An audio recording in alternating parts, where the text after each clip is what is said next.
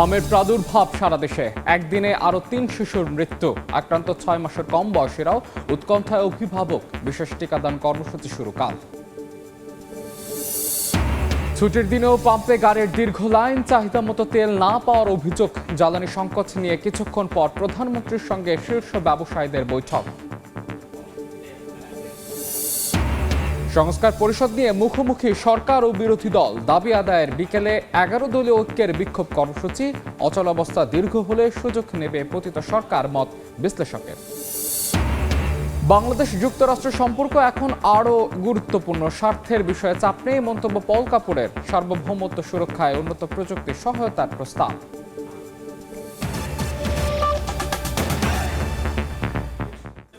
সব সময় সংবাদের সঙ্গে আছে আমি মাহাদ ইসলাম ধ্রুব। হামের সংক্রমণ দ্রুত ছড়িয়ে পড়ায় হাসপাতালগুলোতে বাড়ছে রোগের চাপ, অভিভাবকদের বাড়ছে উদ্বেগ। এ অবস্থায় কাল থেকে শুরু হচ্ছে বিশেষ টিকাদান কর্মসূচি। এর আওতায় টিকা পাবে ৬ মাস থেকে ১০ বছর বয়সী শিশুরা।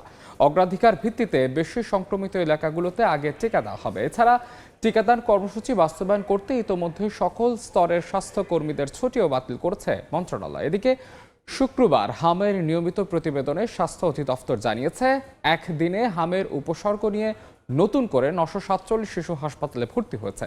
তাদের মধ্যে ৪২ জনের হাম শনাক্ত হয়েছে। এছাড়া উপসর্গ নিয়ে মৃত্যু হয়েছে ৩ শিশুর। এদিকে সংক্রমণ যাতে মহামারীতে রূপ না নেয় সেজন্য কঠোর স্বাস্থ্যবিধি মানার পরামর্শ দিয়েছেন চিকিৎসকরা।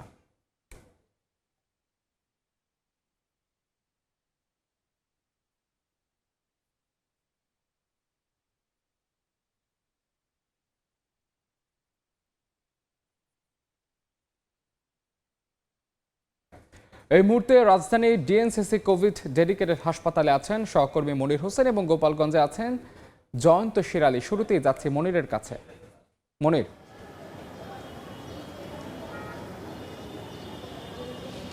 হামের প্রাদুর্ভাব ছড়িয়ে পড়ায় উদ্বেগ উৎকণ্ঠায় দিন কাটাচ্ছেন অভিভাবকরা। বিশেষ করে যেই শিশুদের হাম আক্রান্ত হচ্ছে তাদের যে দুশ্চিন্তা, সেই দুশ্চিন্তা বাড়াচ্ছে। সেই সঙ্গে যেহেতু ৯ মাসের কম বয়সী থেকে শুরু করে ৬ মাস, ৪ মাস, ৩ মাস বয়সী শিশুদেরও আমরা দেখছি হামে আক্রান্ত হওয়ার ঘটনা ঘটছে, যার কারণেই আসলে দুশ্চিন্তা বাড়ছে। সেই সঙ্গে যে ঝুঁকি, হামের যে জটিলতা, সেই জটিলতায় যোগ হয়েছে নিউমোনিয়া, শ্বাসকষ্ট সহ অন্যান্য শরীরের যে জটিলতা। সেসব চিকিৎসকরাও বলছেন যে যাদের কোমরবিটি অর্থাৎ সহরোগ আছে, যাদের রোগ প্রতিরোধ ক্ষমতা যেই শিশুদের কম, তাদের জন্য যেই জটিলতা, সেই জটিলতাগুলো সৃষ্টি হতে পারে। তবে ভালো খবর যদি বলতে হয় সেটি হচ্ছে আগামীকাল থেকেই শুরু হচ্ছে বিশেষ টিকাদান কর্মসূচি এবং সেটি ৯ মাসের পরিবর্তে ৬ মাসের শিশুদেরই দেয়া হবে এবং সেগুলো ৬ মাস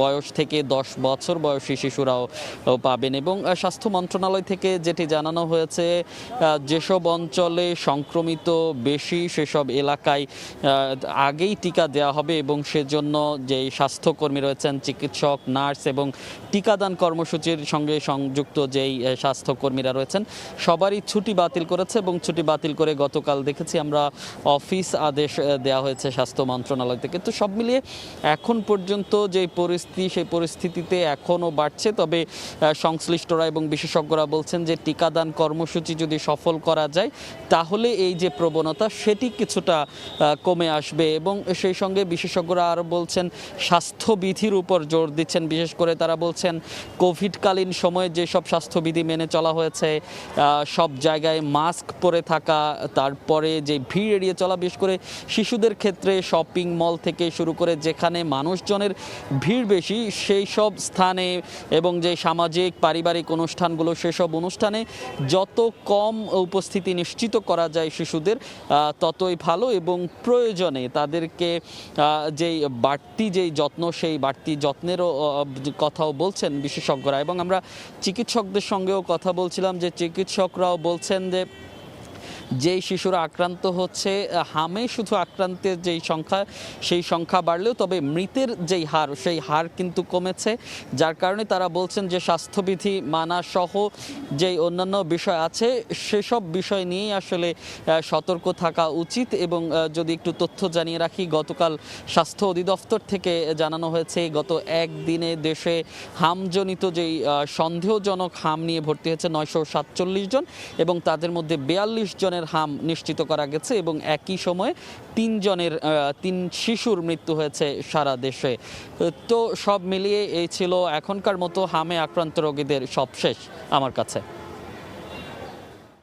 ডিএনসিসি কোভিড ডেডিকেটেড হাসপাতাল থেকে হাম আক্রান্ত শিশুদের সবশেষ খবর জানাছিলেন সহকর্মী মনির হোসেন। ছুটির দিনেও তেল নিতে পেট্রোল পাম্পগুলোতে গাড়ির দীর্ঘ সারি। অনেক পাম্পে তেল না থাকায় যে পাম্পে তেল আছে সেখানে চাপ বেড়েছে। জ্বালানি তেল নিতে ভোর থেকে অনেক সিরিয়াল দিচ্ছেন পাম্পে। অভিযোগ রয়েছে তেল নিতে সময় নিচ্ছে পাম্প কর্তৃপক্ষ, এতে ভোগান্তি বেড়েছে গ্রাহকদের। পাশাপাশি ঘন্টার পর ঘন্টা অপেক্ষার পরও চাহিদা মতো তেল না পাওয়ার অভিযোগ তাদের। পাম্প কর্তৃপক্ষ বলছে সব পাম্পে তেল না থাকায় ভিড়ের কারণে তেল দিতে সময় লাগছে। এদিকে জ্বালানি সংকট মোকাবেলায় অফিস টাইম কমানো, সন্ধ্যার পর মার্কেট বন্ধ সহ সরকারের পক্ষ থেকে নেওয়া হয়েছে নানা উদ্যোগ।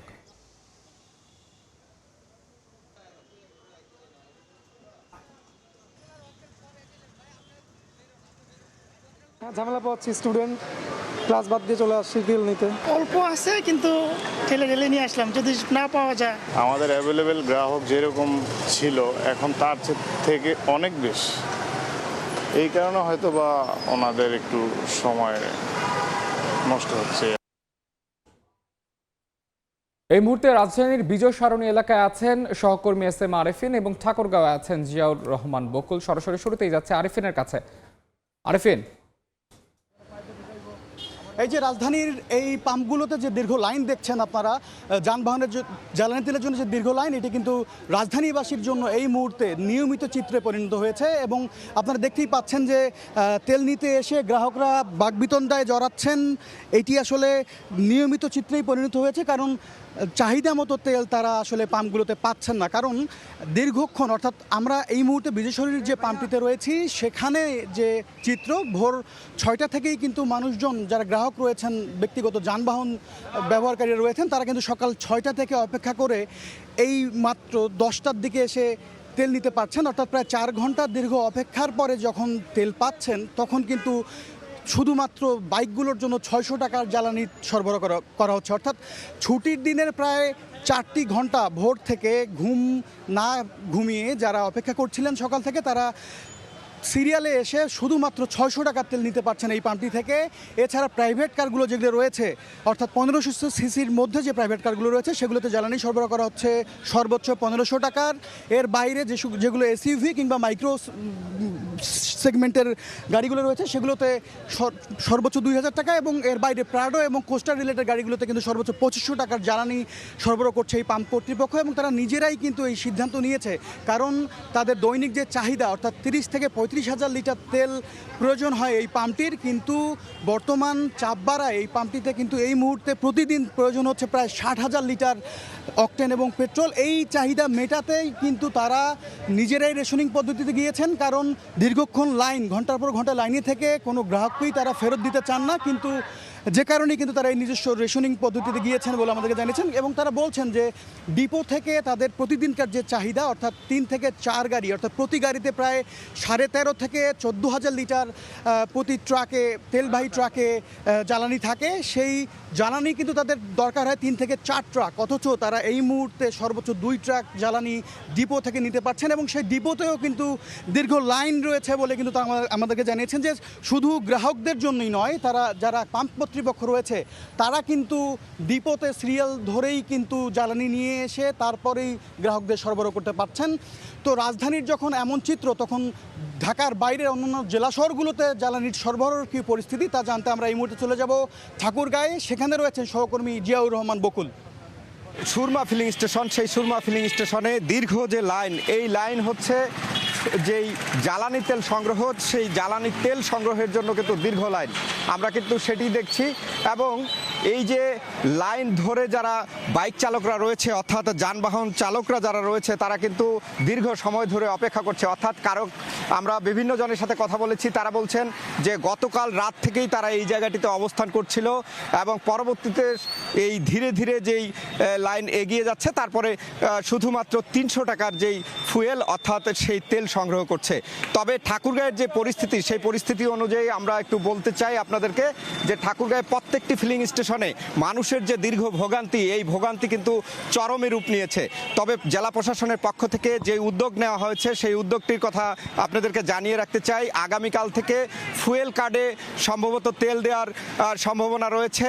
যে যারা কার্ড সংগ্রহ করেছেন প্রশাসনের পক্ষ থেকে, রেজিস্ট্রেশন এবং ড্রাইভিং লাইসেন্স থেকে শুরু করে যেই কাগজপত্রগুলো আছে সেগুলো দিয়ে কার্ড সংগ্রহ করেছেন, সেই ফুয়েল কার্ড ব্যতীত কোনো মোটরসাইকেল এই ফিলিং স্টেশনে গিয়ে যে জ্বালানি তেল, সেই জ্বালানি তেল সংগ্রহ করতে পারবে না, এমনটি কিন্তু আমাদেরকে জানিয়েছেন। পাশাপাশি এটিও আমরা লক্ষ্য করছি যে দীর্ঘ যে অপেক্ষা মানুষের, যেই তেলের যে সংকট, সেই সংকট কিন্তু দিন দিন ঘনীভূত হচ্ছে। আর সে কারণে মানুষের মধ্যে বাকবিতণ্ডায় মাঝে মাঝেই জড়িয়ে পড়ছে, এটি আমরা দেখছি।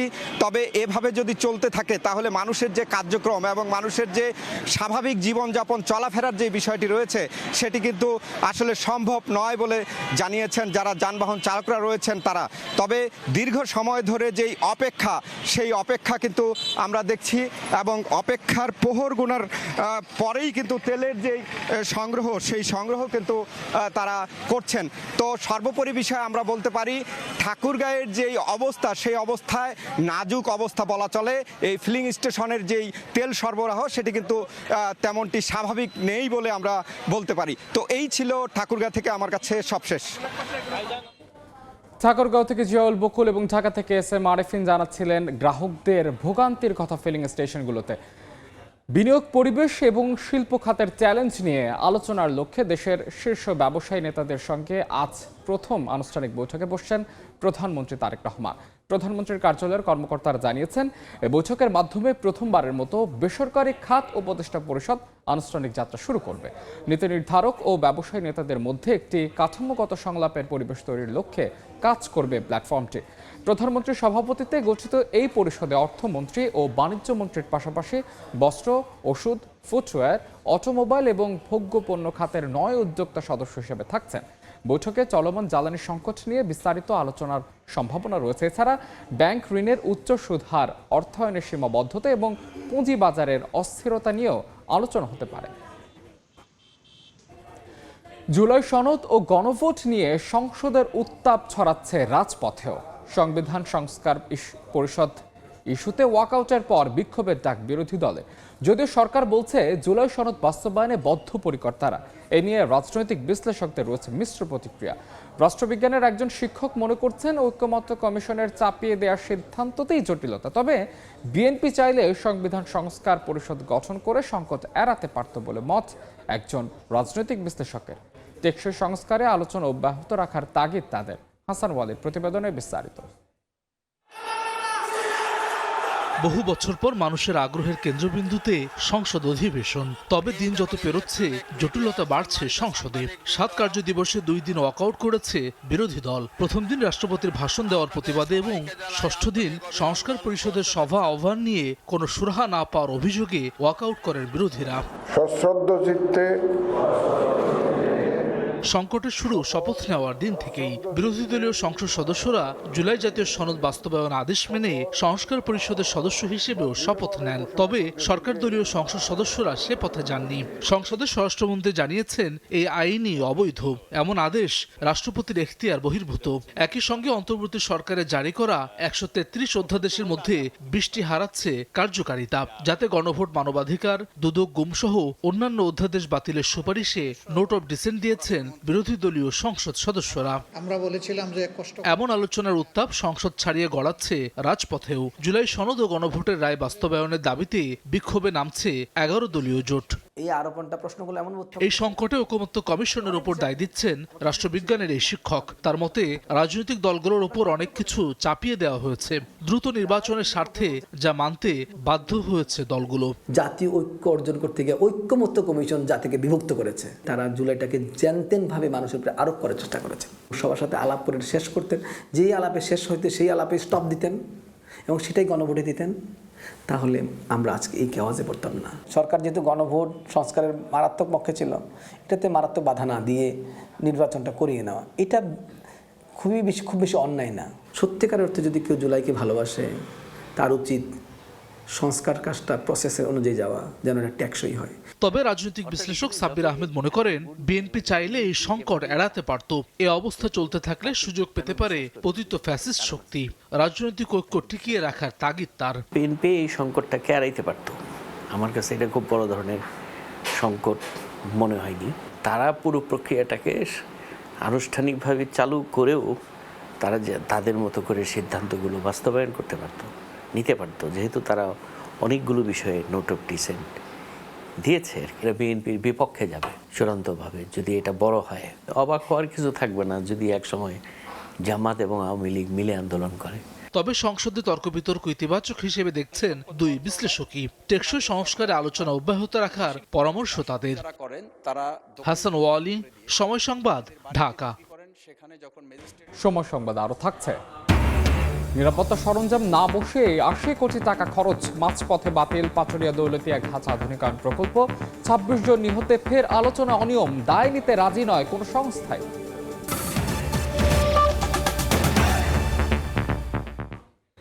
বাংলাদেশ যুক্তরাষ্ট্র সম্পর্ক আগের চেয়ে এখন আরও বেশি গুরুত্বপূর্ণ বলে মন্তব্য করেছেন দক্ষিণ ও মধ্য এশিয়া বিষয়ক সহকারী মার্কিন পররাষ্ট্রমন্ত্রী পল কাপুর। স্থানীয় সময় বৃহস্পতিবার ওয়াশিংটন ডিসির বাংলাদেশ দূতাবাসে স্বাধীনতা ও জাতীয় দিবস উদযাপন উপলক্ষে অনুষ্ঠানে তিনি আরও বলেন, ওয়াশিংটনের স্বার্থ সংশ্লিষ্ট কোনো বিষয়ে ঢাকার উপর চাপ নেই। পল কাপুর জানান, সার্বভৌমত্ব সুরক্ষায় বাংলাদেশকে উন্নত প্রযুক্তি সহায়তা দেওয়ার প্রস্তাব দেওয়া হয়েছে। যুক্তরাষ্ট্র থেকে হাসানুজ্জামান সাকিব রিপোর্টে বিস্তারিত।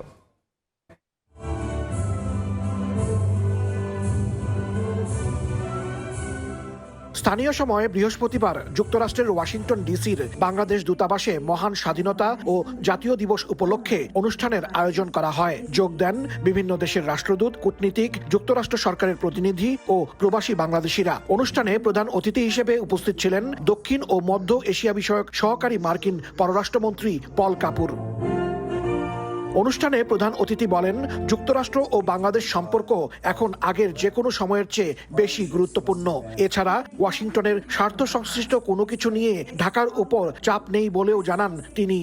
Bangladesh and the United States have just such a mutually beneficial relationship, and those benefits are growing. As a result, the U.S.-Bangladesh partnership isn't just important for our two countries, it's essential. দুই দেশের ব্যবসা বাণিজ্য, জ্বালানি, কৃষিপণ্য, নিরাপত্তা সহ সহযোগিতার বিষয় নিয়েও কথা বলেন পল Kapoor.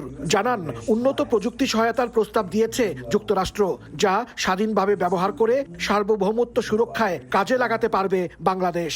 Evolved into cooperation on issues like health, education, disaster response, and economic growth.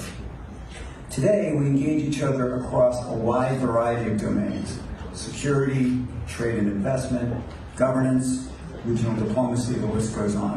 এ সময় ট্রাম্প প্রশাসন ও যুক্তরাষ্ট্রের জনগণের পক্ষ থেকে বাংলাদেশের গণতান্ত্রিক সরকার ও জনগণকে অভিনন্দন জানান পল কাপুর। হাসানুজ্জামান সাকি, সময় সংবাদ, যুক্তরাষ্ট্র। দেখছেন সময় সংবাদ, সঙ্গেই থাকুন। পাচুরিয়া দৌলদিয়া নদী বন্দর আধুনিকায়নে ১,৩৫১ কোটি ৭০ লাখ টাকা ব্যয় নেওয়া হয় বিশাল প্রকল্প। পন্টনের নিরাপত্তা ব্যারিকেড, ডাবল বরলাট এবং করিডোর নির্মাণের সুনির্দিষ্ট পরিকল্পনাও টেন্ডার হয়, কিন্তু বাস্তবে তার কোনো কিছুই নেই। যদিও খরচ করা হয় ৮০ কোটি টাকা। ২০২৫ সালে বাতিল হয় এই প্রকল্পটি। এ ঘাটে বাস নদীতে পড়ে ২৬ জনের প্রাণহানির পর ফের আলোচনা এসেছে পুরনো প্রকল্পটির অনিয়ম প্রসঙ্গ। সহকর্মী এস.এম. মামুনের ছবিতে রাইদুল ইসলাম শুভর রিপোর্ট। পাটুরিয়া দৌলদিয়া ফেরিঘাট, যেখানে প্রতিদিন পারাপার হয় হাজার হাজার যাত্রী আর যানবাহন, কিন্তু দক্ষিণ পশ্চিমাঞ্চলের এই প্রবেশদ্বারে যাত্রী নিরাপত্তার চিত্রটি ভয়াবহ। গত 25শে মার্চ দৌলদিয়া ঘাটে ঘটে যাওয়া বাস দুর্ঘটনা আবারও মনে করিয়ে দিয়েছে এখানকার অব্যবস্থাপনার কথা। ধুলোমাখা অ্যাপ্রোচ রোড আর জরাজীর্ণ পন্টুন যেন এক একটি নীরব ঘাতক। কাগজে কলমে হাজার কোটি টাকার পাটুরিয়া দৌলদিয়া নদীবন্দর আধুনিকায়নের জন্য নেওয়া হয়েছিল বিশাল প্রকল্প, যার ব্যয় ধরা হয়েছিল 1,351 কোটি 70 লাখ টাকা। প্রকল্পের আওতায় পন্টুনের নিরাপত্তা ব্যারিকেড, ডাবল বার্ড এবং করিডোর নির্মাণের সুনির্দিষ্ট পরিকল্পনা, নানা জটিলতার কারণ দেখিয়ে 80 কোটি টাকা খরচের পর 2025 সালে বাতিল করা হয় প্রকল্পটি। 2024 সালে 27শে ফেব্রুয়ারি দৌলদিয়া 3 নম্বর ফেরিঘাটে নিরাপত্তা ব্যারিকেড ও সুরক্ষা সরঞ্জাম স্থাপনের জন্য একটি টেন্ডার দেয়া হয়। 50 লাখ টাকা বাজেটের এই কাগজে পন্টুনের সেফটি বর্ডার ও র্যাম্প পোস্ট বসানোর কথা ছিল। শুধু তাই নয়, BIWT এর বর্তমানে ঝুলে আছে 1,158 কোটি টাকার প্রায় 262টি অডিট আপত্তি। আইনের শাসন কি কেবলই নথিবন্দী? বাংলাদেশ ইনল্যান্ড শিপিং অর্ডিন্যান্স 1976 অনুযায়ী যাত্রী ও যানবাহনের নিরাপত্তা নিশ্চিত করা কর্তৃপক্ষের জন্য বাধ্যতামূলক। BIWT এর প্রকৌশল বিভাগের দায়িত্ব ছিল ঘাট ও পন্টুনের অবকাঠামো রক্ষণাবেক্ষণ, আর BIWTCর কাজ ছিল নিরাপদ পারাপার নিশ্চিত করা। কিন্তু দৌলদিয়ার নির্বাহী প্রকৌশলীর দাবি, অ্যাপ্রোচ রোড ছাড়া সবকিছুই যেন তাদের আওতার বাইরে। টিসি দায়িত্ব, কারণ পন্টুনের মালিক টিসি। পন্টুনের উপর থেকে যে মাটির যে রাস্তা আছে সেখান থেকে শুরু করে রাস্তার উপর পর্যন্ত আমি জাস্ট ওই যে গর্তগুলো সৃষ্টি হয়েছে, ওই গর্তগুলো যে আগে যেটা ছিল ওইগুলো আমি দেখছি, বলছি তোমার এই গর্তগুলো ঠিক করে দেওয়া, যারা ইটলে ঢিলে করছে এইগুলো ঠিক করে দেওয়া। এই তাছাড়া কোনো উন্নয়নমূলক কোনো কাজ না, মনে আমি নতুন করে ঘাট তৈরি করিনি, এই করিনি। আইন অনুযায়ী পন্টুন আর অ্যাপ্রোচ রোডের তদারকির দায়িত্ব BIWT এর। যাত্রী নামিয়ে ফেরিতে গাড়ি ওঠানোর নিয়ম থাকলেও বাস্তবতা হলো যাত্রী আর গাড়ির হুড়োহুড়িতে পন্টুন যেন নরককুণ্ড। নিরাপত্তার নামে যে ব্যারিকেড থাকার কথা ছিল তা আজ রহস্যজনকভাবে নিখোঁজ। আছে মন্ত্রীর করা নির্দেশনাও, তবুও নেই শুধু জীবনের নিরাপত্তা। প্রতিটি দুর্ঘটনার পর তদন্ত কমিটি হয়, কিন্তু দায়ীদের শাস্তি আর ব্যবস্থাপনার পরিবর্তন থেকে যায় ধরাছোঁয়ার বাইরে। পদ্মা আজও বইছে আপন গতিতে, শুধু বয়ে বেড়াতে পারছে না এই 26টি প্রাণের ভার। স্বজন হারানোদের অশ্রু আজ প্রশ্ন তুলেছে, কবে শেষ হবে এই দায়িত্বহীনতার সংস্কৃতি? যাত্রী নিরাপত্তা নিশ্চিতে এবং যানবাহনের নিরাপত্তা নিশ্চিতে টেন্ডার তো ছিল, বাস্তবায়ন ছিল, এমনকি আইনগত বাধ্যবাধকতাও ছিল, কিন্তু বাস্তবে দৌলদিয়া এবং পাটুরিয়া ফেরিঘাটগুলোর আজ যে পরিস্থিতি, অর্থাৎ নিরাপত্তা রেলিং বা করিডর কোনো কিছুই দৃশ্যমান নেই। BIWTA এবং BIWTCর পক্ষ থেকে যে সকল প্রকল্পগুলো হাতে নেওয়া হয়েছিল সেগুলো যদি বাস্তবায়িত হতো, তাহলে সেই 25শে মার্চের যেই দুর্ঘটনায় 26 জনের মৃত্যু হয়েছে তা হয়তো রোধ করা সম্ভব হতো।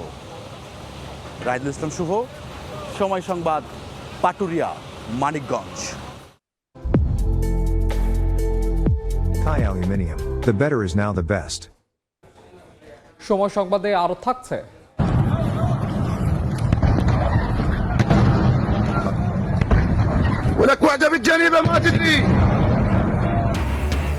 এবার হরমুজে মার্কিন যুদ্ধ বিমান ভূপাতিত করার দাবি ইরানের। উদ্ধার অভিযান, হামলা, তেহরানের বিভিন্ন শহরে পাল্টা আক্রমণ।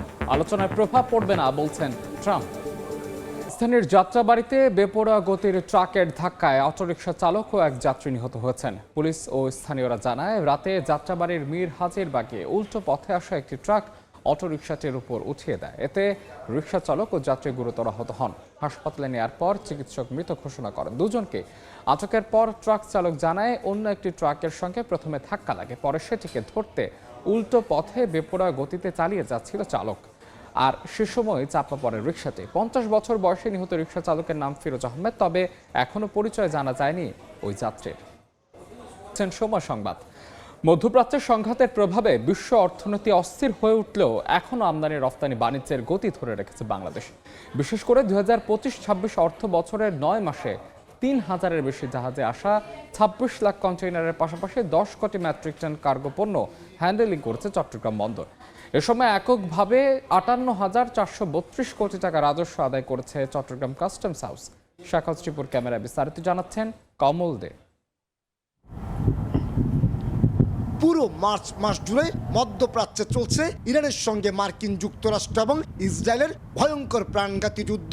এর মধ্যে বন্ধ হয়ে গেছে গুরুত্বপূর্ণ আন্তর্জাতিক নৌরুট, হরমুজ প্রণালী সহ আশপাশের অঞ্চল দিয়ে পণ্যবাহী জাহাজ চলাচল। পণ্য এবং জ্বালানিবাহী কয়েক হাজার জাহাজ আটকা পড়ায় এই মুহূর্তে বিশ্ব অর্থনীতি অনেকটা উত্তাল।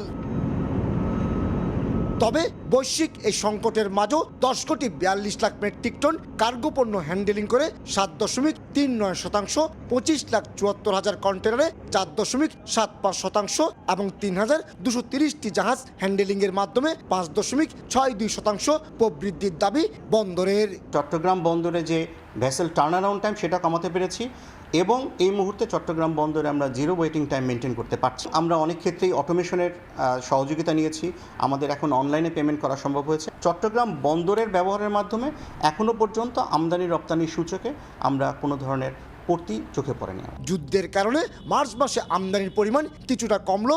উচ্চ শুল্ক হারের জ্বালানি তেল, ক্যাপিটাল মেশিনারিজ এবং খাদ্যপণ্য আমদানি থেকে রাজস্ব আয়ের ধারা ধরে রাখতে পেরেছে চট্টগ্রাম কাস্টম হাউস।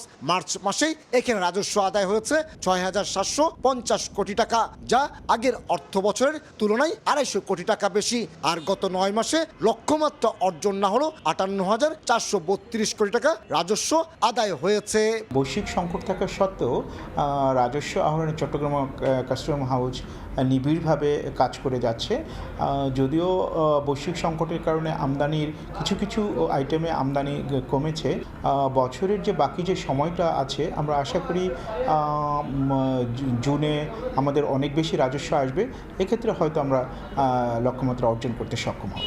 এদিকে 21টি বেসরকারি অফডকে সার্বিকভাবে 2025-26 অর্থ বছরের 9 মাসে রপ্তানিতে 3.7% এবং আমদানিতে রেকর্ড 35.7% প্রবৃদ্ধি হয়েছে বলে দাবি বিগডার। তবে যুদ্ধ আক্রান্ত এই মাসে আমদানি কন্টেনার হ্যান্ডেলিংয়ের পরিমাণ বাড়লো, কমেছে রপ্তানি কন্টেনার উঠানামা। অফডকগুলোতে আমদানি পণ্যের সংখ্যা বাড়িয়ে দেওয়া হয়েছে। আগে যেখানে 37টা ছিল এখন সেখানে আমরা 67টা আইটেম হ্যান্ডেল করি। সুতরাং এটা একটা আমদানি পণ্য ভলিউম বৃদ্ধির একটা প্রধানতম কারণ। সার্বিক প্রেক্ষাপটে এই যে জ্বালানি তেলের একটা সংকটের মধ্যে দেশ পড়ে গেছে, এই জ্বালানি তেলের সংকটটাও কিন্তু সার্বিক ব্যবসা বাণিজ্যের পরিবেশের উপর একটা নেতিবাচক প্রভাব ফেলছে। তবে যুদ্ধ ঝুঁকি বিবেচনায় জাহাজের পাশাপাশি কন্টেনার পরিবহন ভাড়া বাড়িয়ে দিয়েছে বিদেশি মেইনলাইন শিপিং প্রতিষ্ঠানগুলো। এক্ষেত্রে চলতি এপ্রিল মাসে আমদানি রপ্তানি বাণিজ্যে কিছুটা বাধাগ্রস্ত হওয়ার শঙ্কা সৃষ্টি হয়েছে। দেশের আমদানি রপ্তানি বাণিজ্যের 93% সম্পন্ন হয় চট্টগ্রাম বন্দর দিয়ে।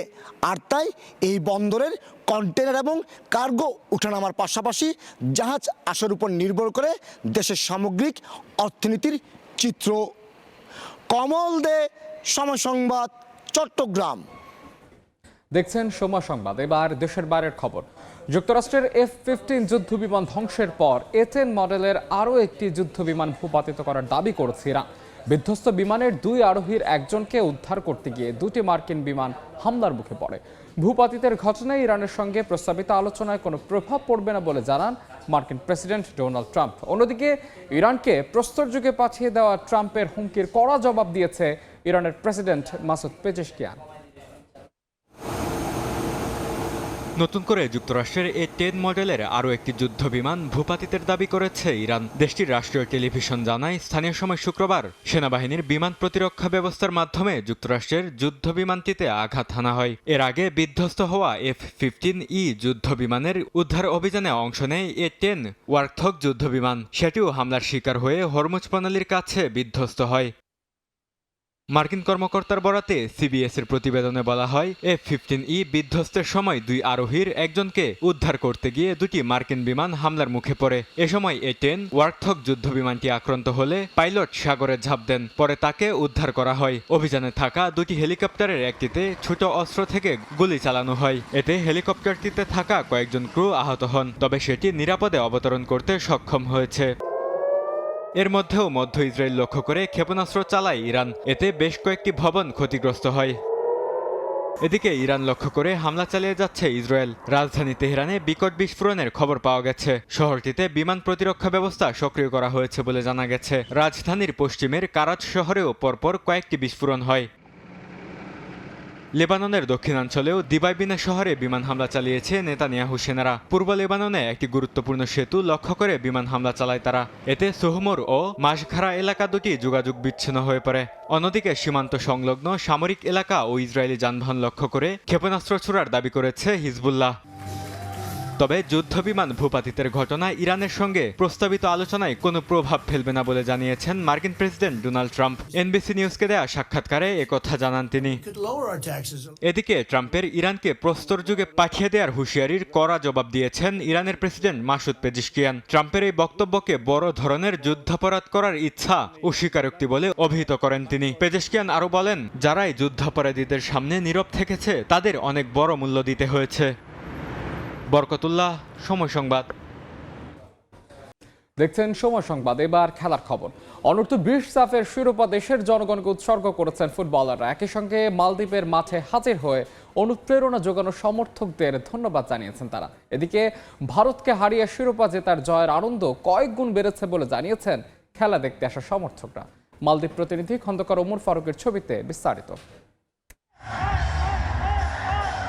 এমন উল্লাস তো শুধু চ্যাম্পিয়নদের মানায়। টানা দ্বিতীয় সাফের শিরোপা জেতায় আনন্দে আত্মহারা বাংলাদেশের যুবারা। আর যেখানে প্রতিপক্ষ ভারত, সেখানে জয়ের আনন্দ বেড়ে যায় কয়েক গুণ। শিরোপা নিয়ে বনু উল্লাস করলেও বাংলাদেশের ফুটবলাররা ভুলে যাননি মালে জাতীয় স্টেডিয়ামে তাদের নিয়ে গলা ফাটানো সমর্থকদের কথা।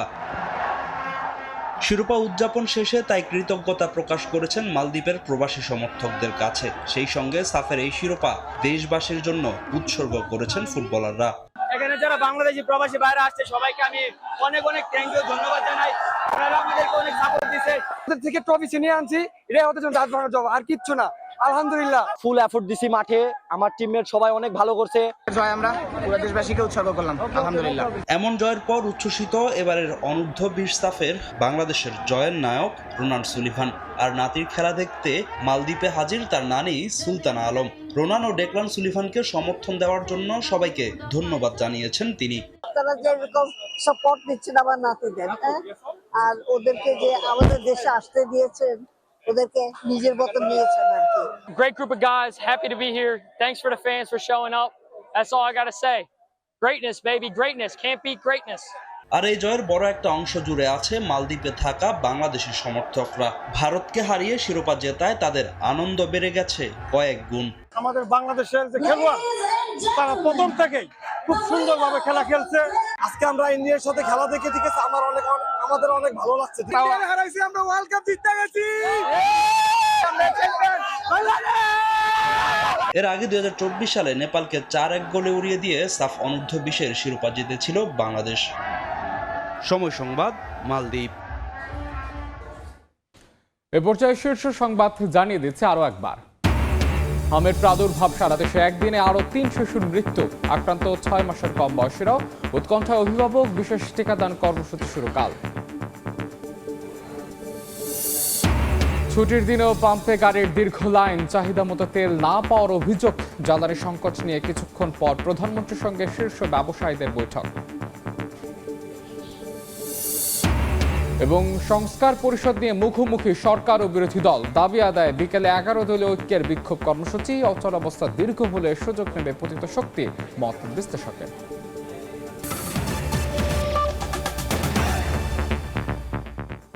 এই ছিল সকালের 10টার সময়ের এখনকার আয়োজনে। এরপরে সময়ের বাণিজ্য নিয়ে সঙ্গে থাকবেন সহকর্মী আমিনুল ইসলাম। ধন্যবাদ মাহাদি। বাণিজ্য এ সময়ের বাণিজ্য নিয়ে আসছে কিছুক্ষণ পর, সঙ্গে থাকুন সময়।